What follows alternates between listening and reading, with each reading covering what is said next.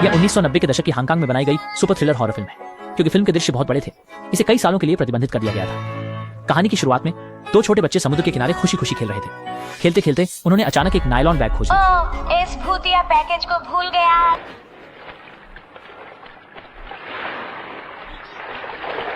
ये साधारण सा दिखने वाला थैला एक भयंकर गंदी बदबू भी छोड़ रहा था।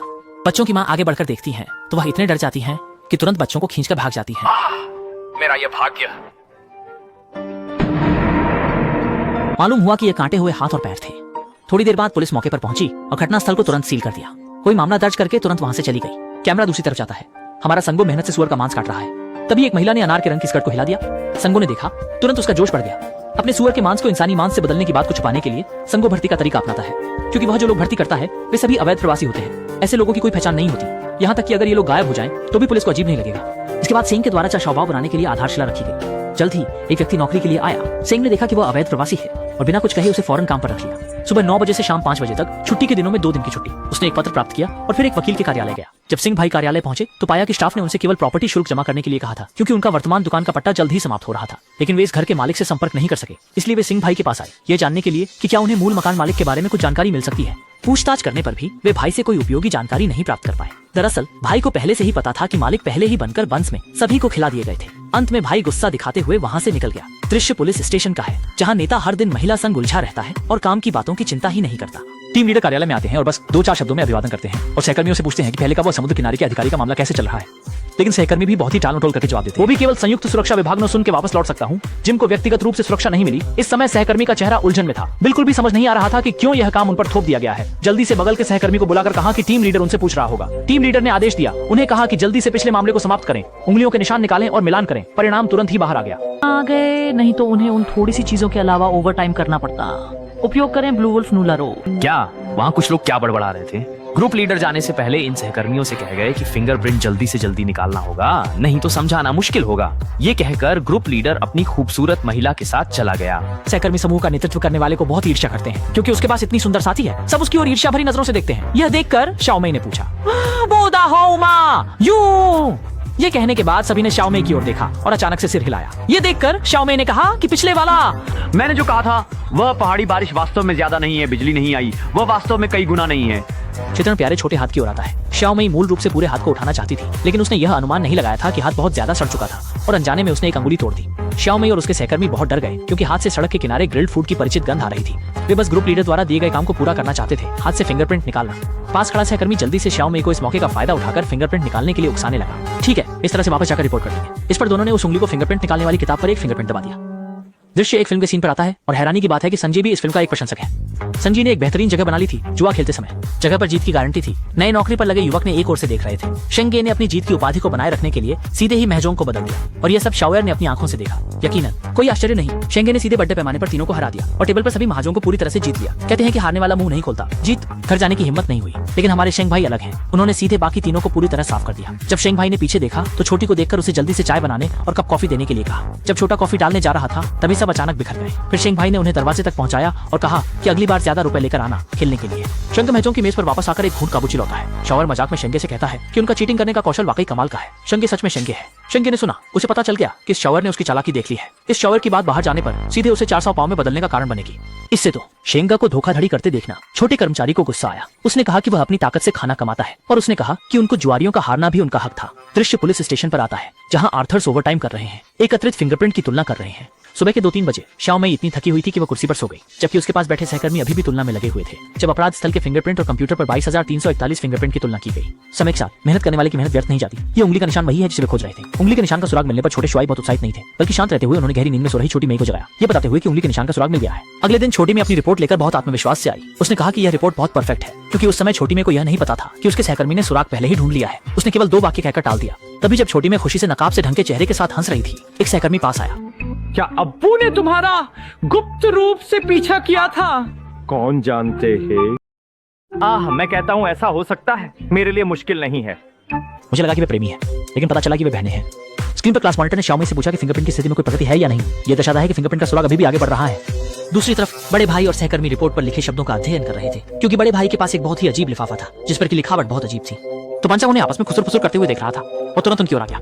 मूल रूप से यह गुमशुदगी का सूचना पत्र था। किसी ने पत्र में लिखा कि उनका परिवार का सदस्य गायब हो गया है और उन्हें नहीं पता कि क्या करना है। वे पुलिस से मदद की उम्मीद करते हैं ताकि उनके प्रियजन को ढूंढा जा सके। जैसे ही दोनों चर्चा कर रहे थे, निदेशक एक सुंदर महिला के साथ अंदर आए। ये दृश्य कैसा लगता है जैसे कुछ दिन पहले विभिन्न नेटवर्क प्लेटफॉर्म पर बहुत चर्चा का विषय बन गया था। फूलों की ड्रेस पहने हुए यह महिला चेंगडू ताइकुली की घटना में उस महिला से कितनी समानता रखती है? चू चैंग पूछते हैं, क्या उस टूटी हुई हाथ की उंगलियों के निशान वाली घटना में कुछ प्रगति हुई है? ये सहकर्मी सुनते ही तुरंत घबरा जाता है। शाओमी अचानक हाथ में संतोषजनक रिपोर्ट लेकर कहती है कि इस घटना में काफी अच्छा प्रगति हो चुकी है। शाओमी कहती है यह रिपोर्ट और उसके सहयोगी के 2 रात के जागने का नतीजा है, जिसमें उन्होंने हजारों फिंगरप्रिंट्स का मिलान किया। कृपया निदेशक इसे देखने की कृपा करें। तो शाओमी ने कहा, चल लीजा, ये नाम बहुत जाना पहचाना है, लेकिन फिर भी थोड़ी देर में याद नहीं आ रहा। जू चाओ ने सवाल पूछना जारी रखा, इस व्यक्ति की उम्र, वह कहाँ रहता है याद? छोटी में बहुत गर्व से सभी प्रश्नों का उत्तर देती है। लेकिन निदेशक ने पूछा, जब आपको इस व्यक्ति का पता चाहत है तो क्या आप इस व्यक्ति के पते पर जांच करने गए हैं? ये बात सुनकर छोटी में तुरंत असहज महसूस करती है और कहती है कि उसने इस व्यक्ति के स्थान पर जाकर जांच नहीं की है। चूचंग बहुत असमंजस में थे। जब सब जानकारी मिल गई थी तो सब लोग आगे की जांच करने क्यों नहीं गए? तो इस रिपोर्ट का मतलब क्या है? इस समय ध्यान खींचने का प्रयास कर रहे सहकर्मी एक एक कर छोटी बहन को सवाल करने लगे, ये कहते हुए कि जब छोटी बहन को संकेत मालूम था तो उसने सबको नहीं बताया, नहीं तो सहकर्मियों ने बाकी के सभी मुद्दों को पहले ही साफ कर लिया होता। आगे गुस्से बात थी कि उन्होंने छोटे में को दोषी ठहराया। क्या ऐसी स्थिति कार्यस्थल में बहुत आम नहीं है? सहकर्मियों की एक तूफानी प्रतिक्रिया। निर्देशक ने कहा, क्या यह रिपोर्ट निर्देशक के लिए जांच करने के लिए है? सहकर्मी तुरंत कहने लगे, यह निर्देशक की बात नहीं है, यह उनकी बात है। वे तुरंत जांच करने जा रहे हैं और निर्देशक को संतोषजनक जवाब देने की गारंटी देते हैं। फिर छोटी में ने रिपोर्ट ले ली और अधिकारी नखरीली लड़की को लेकर चले गए। बाकी छोटी में और उसके सहकर्मी वहीं रुक गए। सहकर्मियों ने अधिकारी के साथ तालमेल देखा और वे भी चले गए। अकेली छोटी में को दुखी अवस्था में वहीं छोड़ गए। छोटी मी को डायरेक्टर की शानदार काया देखकर ईर्ष्या हो रही थी और एक महिला के रूप में छोटी मी जाहिर तौर पर संतुष्ट नहीं थी, इसलिए वह भी सहकर्मियों के सामने मटकने लगी। लेकिन परिणाम स्वरूप सहकर्मियों ने उसका मजाक उड़ाया कि वह इस योग्य नहीं है। चेंग को एक बार फिर से वकील के कार्यालय में बुलाया गया। उन्हें बताया गया कि अब जो दुकान चला रहे हैं उसकी अवधि समाप्त हो गई है। अब इसे आगे बढ़ाने के लिए 8 अमर रेस्टोरेंट के मालिक को आना होगा, नहीं तो आगे काफी परेशानी हो सकती है। इस बार शेंग सभी घर के मालिक के दस्तावेज लाए थे ताकि देख सकें कि क्या इस तरह घर की समस्या हल हो सकती है। शेंगो ने सोचा कि वो सामने के वकील से हस्ताक्षर करवाने के लिए मदद मांग सकते हैं, लेकिन वकील कानून नहीं तोड़ सकते। तुम बताओ तुम्हारे पास कितना पैसा है? मैं तुम्हें पैसे दूंगा, बताओ। सब पैसे पूछ लिए, लेकिन अगर नहीं मिल सकता तो पैसे के लिए मांगने का कोई तरीका नहीं है। मैं यहाँ इंतजार कर रहा हूँ, मुझे यकीन नहीं है, मैं खुद रास्ता खोजूंगा, चलो। ये कहने के बाद शेंग गुस्से में वहां से चला गया। फ्रेम होटल में आता है। डिलीवरी मैन होटल में चिट्ठी पहुंचाता है जिसे रिसेप्शन पर कर्ली हेयर वाली महिला ने दिया। स्याओयर ने संयोगवश सुना और पूछा, यह प्रमाण पत्र किसका है? कर्ली हेयर वाली महिला भी निश्चित नहीं थी। उसने स्याओयर से कहा कि शायद ये इस दुकान के पिछले मालिक का है। छोटे सीधे साधे इंसान है। उन्होंने जॉन फामे से कहा था कि उन्होंने पहले शेंगे को उनकी टीम के साथ महजूम खेलते और बेईमानी करते देखा था। छोटे को बात पूरी करने का मौका नहीं मिला। कर्ल बालों वाली लड़की ने उसे सीधे कहा कि कुछ न कहे। छोटे ने कर्ल बालों वाली लड़की की बात नहीं मानी और बार बार पीछे से कहता रहा कि बॉस शेंगो धोखेबाजी कर रहा है, और नतीजा यह हुआ कि शेंगो ने उसे सुन लिया। छोटे जब बातें कर रहा था तब अचानक शेंगो को देखकर डर के मारे हक्का बक्का रह गया और जल्दी से वहां से हट गया। घुंघराले बालों वाली लड़की फिर से गंभीरता से उसका बिल गिनने लगी, जिसे सुनकर शेंगा बहुत गुस्सा हुआ और अपना गुस्सा घुंघराले बालों वाली लड़की पर निकाल दिया। घुंघराले बालों वाली लड़की ने शेंगे से कहा कि एक और प्रमाण पत्र वाला पत्र आया है। अचानक शेंगे ने घुंघराले बालों वाली लड़की का हाथ पकड़ लिया, जिससे वह डर के मारे कांप उठी। इसके साथ ही संगे ने जॉन फामे के हाथ में से चिट्ठी ले ली। संगे ने देखा संबंधित प्रमाण पत्र की चिट्ठी को लेकर बहुत घबराहट हुई। जल्दी से इस चिट्ठी को नष्ट कर दिया। बचा रात में छोटा कर्मचारी रेस्तरां को साफ करके अपनी मोबाइल छोटी बिस्तर निकाल कर रखी। आराम करने की तैयारी के दौरान शेंग भाई धीरे धीरे छोटे भाई की पीठ के पीछे से आए। शेंग भाई की एक चाल ने छोटे भाई को लगभग वहीं समाप्त कर दिया। थोड़ी देर बाद शेंग भाई ने कड़छी उठा ली। भाई के चेहरे पर एक कुत्ते की त्वचा का प्लास्टर चिपका हुआ था। दर्द असहनीय था, वह वहीं पर लुढ़कने लगा। शेंग ने यह दृश्य देखा। यह भी नहीं पता क्या करना है। जैसे ही छोटे भाई ने अपने ऊपर पानी डालने के लिए कदम बढ़ाया, एक कड़छी से वह दोनों आंखें चौंधियां उठी।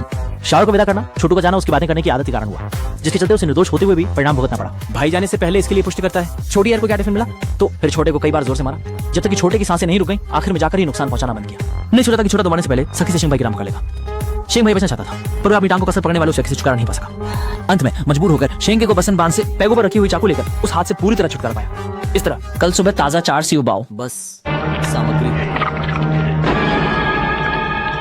शंकर ने छोटू को वहीं से हटा दिया और काउंटर से ताजा अंतड़ियों को उबलते गर्म पानी में डाल दिया। फिर शेंगे पीठ से एक टुकड़ा रसीला मांस काटकर मांस पीसने वाली मशीन में डाल दिया। फिर ताजा मांस का कीमा तैयार हो गया। अगर आप ताजा मांस का बांध खा रहे हैं तो ये थोड़ा अच्छा नहीं है, समझ गया। शेंगी ने ग्राइंडर में सामग्री जोड़ना जारी रखा, क्योंकि सुबह का नाश्ता निश्चित रूप से ग्राहकों द्वारा हाथों हाथ बिक जाएगा। देखकर कैसे मांस का कीमा टुकड़ा टुकड़ा बाहर आ रहा है, शेंगी ने सोचा कि इस बार निश्चित रूप से बड़ा मुनाफा होगा। थोड़ी ही देर में एक बड़ी कटोरी मांस का कीमा भर गया। शेंगो ने बेकार की हड्डियों को तुरंत कूड़ेदान में डाल दिया और अपराध के स्थान की सफाई पूरी तरह से कर दी गई। इसके बाद शेंगे ने हड्डियों के उस ढेर को कचरा पुनर्चक्रण केंद्र में फेंक दिया। फेंकते समय गलती से अपने हाथ पर कुछ बच गया तो शेंग भी तुरंत वहीं साफ कर देता है। हामिन सीधे तौर पर शेंगे को आटे को गूंथते हुए दिखा रहा है। ये नहीं पता कि शेंगे ने हाथ धोए या नहीं। उन्होंने खमीर वाले आटे को एक एक करके सलीके से कटिंग बोर्ड पर रखा है। इस समय मांस की भराई को भी आना चाहिए। शेंग मास्टर इस समय बड़े ध्यान से कल के नाश्ते की तैयारी कर रहे हैं। शेंग मास्टर की कुशलता भी बेहतरीन है। एक के बाद एक ताजे मांस के बंस जल्दी ही तैयार हो जाते हैं। कुशल हाथों से बंस को पैक किया गया और दृश्य परिवहन के ट्रक पर आता है। सफाई कर्मचारी हमेशा की तरह कचरे को ट्रक में लादते हैं, बिना किसी चीज को अजीब पाए, और तुरंत ही गाड़ी चला देते हैं। शेंग भाई दूर जाती गाड़ी की आवाज सुनकर चेहरे पर संतोषजनक मुस्कान लाते हैं। अगली सुबह ताजे पके हुए पांव निकलते हैं। गुलाबी रंग के कपड़े पहने घुंघराले बालों वाली लड़की कुशलता से मालिक के पांव बेच रही है। मोटे आदमी को देखकर लगता है कि उसकी खुराक बहुत अच्छी है। उसने घुंघराले बालों वाली लड़की से कहा कि उसे भी 2-4 सीव बंस दे। शेंगे ने छोटू को खो दिया, इसलिए वह फिर से कर्मचारी भर्ती करने लगा, देखने के लिए कि अगला भाग्यशाली कौन है। तब शेंगे ने मोटे आदमी को देखा और कहा, अरे भाट बैगन 4 सेव बाओ आ। बिल्कुल सही से पकाया है, इतना स्वादिष्ट है कि रुका ही नहीं जा रहा। कितने खाएंगे? तब तक खाना जब तक सुअर चटनी की प्लेट नहीं मिल जाती। जब शॉन्फा में लॉबान से पूछी शाओर्गे कहाँ गया, कल तो कह रहा था कि आज मेरी मदद करेगा लेकिन आज गायब है, शेंगे ने सीधे जवाब दिया। थोड़ा तो पहले ही अपने घर वापस चला गया है, उसने इस्तीफा दे दिया। उसी समय अधिकारी सूचना के आधार पर आए और अधिकारी ने सीधे शॉन्फा में से पूछा क्या लॉबान यहाँ है। शगुन जैसे ही सुना कि उसे ढूंढ रहे हैं तुरंत जवाब दिया कि यही मैं हूँ। असर सीधे कहते हैं कि वे शेंग को लॉकअप में चाय पीने के लिए लाएंगे, लेकिन असर के चाय कहने से पहले ही शेंग ने उन्हें यहाँ चाय पीने के लिए आमंत्रित किया। अरे खाने का कुछ नहीं मिला, एक कटोरा लाओ। मैंने एक बाबूजी की आवाज सुनी। सभी लोगों ने देखा कि शेंग भाई बहुत गर्मजोशी से मिले तो उन्हें इस ओर बैठकर मामलों की विशिष्ट जानकारी लेनी पड़ी। क्या इस बार अधिकारियों को नए सुराग मिलेंगे? सेंगो द्वारा किए गए वे छिपे हुए काम सामने आएंगे क्या?